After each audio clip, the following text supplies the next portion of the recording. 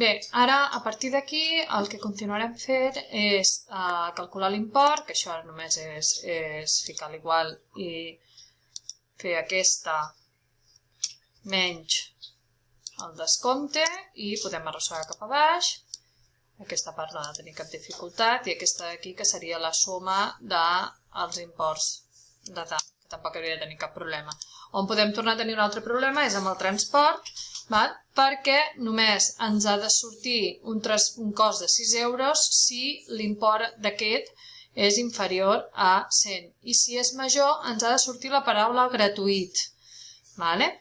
Llavors, com ho farem? Una altra vegada amb la fórmula sí. Activem una altra vegada la fórmula, fem la fórmula sí i tornem a tenir les tres parts. La verificació, el que ha de fer si es compleix i el que ha de fer si no es compleix.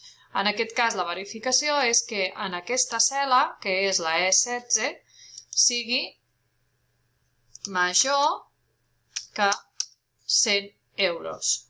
Em diu que és veritat. Què passa si és major de 100 euros? Que ha de ser gratuït el transport, ha de sortir la paraula gratuït. Doncs llavors el que farem és que com que és una paraula i no són números, hem de ficar entre cometes, ficarem gratuït.